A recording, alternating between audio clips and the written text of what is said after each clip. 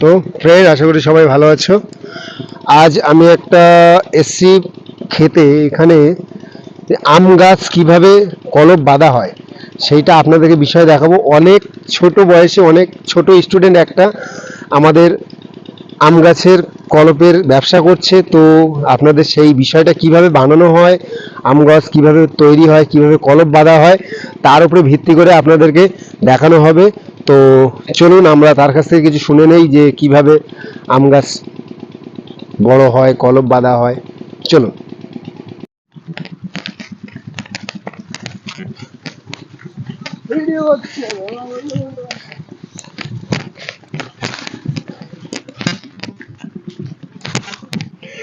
তো তুমি যে এই এত ছোট বয়সে যে আম গাছের কলপ বেঁধে যে এত বড় বড় আম গাছের চারাগুলো করেছো, তা তোমার অভিজ্ঞতা কি একটু যদি আমাদেরকে শেয়ার করতেন, দর্শকদের যদি শেয়ার করতেন তা বলতাম। অবশ্যই অবশ্যই। বলুন।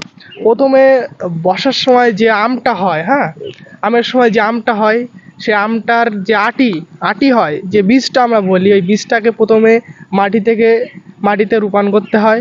রোপণ করার পরে যে চারা বার হয়, ওই চারাটা এক জায়গায় রাখতে হয়। চাতর দেওয়ার পরে এক জায়গায় রাখা হয়।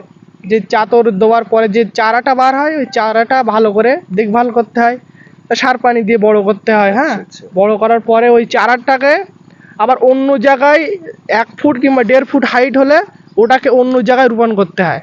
এবার ওই চারাটা রোপণ করার পরে বেশ যখন 4 ফুট যখন হাইট হয়, ওই চারাটাকে আবার মধ্যিখান থেকে আবার কেটে দেওয়া হয়। যেমন 1.5 ফুট কিংবা 2 ফুট হাইট রেখে কেটে দেওয়া হয়। কেটে দেওয়ার পরে যে এই সবগুলো দেখতে পাচ্ছ, এই 1 ফুট কিংবা 1.5 ফুট উপর থেকে কেটে দেওয়া হয়। তার ওখান থেকে কেটে দেওয়ার পরে যে অন্য যে বড় যেসব আম গাছ হয়, মানে ফলন্ত গাছ, ওই আচ্ছা। গাছের ডোকা এনে এই 1.5 ফুট কিংবা 1 ফুট এই যে রাখা হচ্ছে, এখান থেকে ওই যে কাটা হচ্ছে ওটাকে ওখান থেকে জুড়ে দিতে হয়। জুড়ে দেওয়ার পরে একটা কেরি দিয়ে কিংবা এই কেরি পেপার দিয়ে, পলিথিন দিয়ে বেঁধে দিতে হয়। দেওয়ার তারপরে পরে ওই কসটা ফুটে যাবে। ফুটে যাওয়ার পরে একটু স্প্রে করতে হয়, সাব পাউডার স্প্রে করতে হয়, অনেক অনেক কীটনাশক আছে, স্প্রে করতে হয়। করার পরে এইভাবে পানি মানে জল পানিও দিতে হয়, সার পানি দিতে হয়। দেওয়ার পরে এইভাবেই থাকে। তারপরে আস্তে আস্তে গাছটাকে বড় গাছটা হতে হয়, বৃদ্ধি তারপরে পায় এবার যে, হ্যাঁ বিক্রির প্রসেসে করা হয়। তো হ্যাঁ আমাদের ভাইয়ের কাছ থেকে শুনলাম যে গাছ কিভাবে বড় হয়। তো ক্যামেরাম্যান মাসুমের সাথে খবর পরিচালনায় আমি সমীর সরকার আছি। তো গাছগুলো কিরম বড় হয় মাসুম বিল্লাহকে বলবো একটু দেখাতে। প্লিজ একটু গাছগুলোকে দেখাও, সুন্দরভাবে গাছগুলোকে দেখো কিভাবে ছোট থেকে মাটি থেকে আমরা প্রত্যন্ত গ্রামে, একদম প্রত্যন্ত গ্রামে বসবাস করি আমরা, যেখানে থেকে এই সমস্ত জিনিসগুলো চাষবাস হয়। কিন্তু শহর এলাকার মানুষজন তারা কিছু জানে না যে চাষবাস কিভাবে হয়। তো তাদের জন্য আমার এই ইউটিউব চ্যানেলটা বা এই ফেসবুক পেজটা আছে।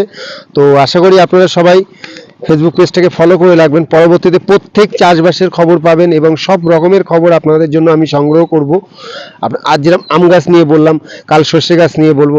অনেক অনেক চাষাবাসদের কাছ থেকে অনেক খবর পাবো যে আমরা এত কষ্ট করে যে খাবারগুলো পাই সেগুলো আমরা কোথা থেকে আসে, কারা বানায়, নিত্যন্ত গ্রাম অঞ্চলে মানুষ বানায়। তো সেই অনুযায়ী আমি আপনাদেরকে দেখাবার চেষ্টা করব। তো পেজটাকে, সমীর সরকার পেজটাকে ফলো করবেন এবং আমার একটা ইউটিউব চ্যানেল আছে সমীর 420 ব্লগ, এই ইউটিউব চ্যানেলটাকে সাবস্ক্রাইব করবেন। আশা করি সবাই ভালো থাকবেন। ক্যামেরাম্যান মাসুম বিল্লার সাথে খবর পরিচালনায় সমীর সরকারের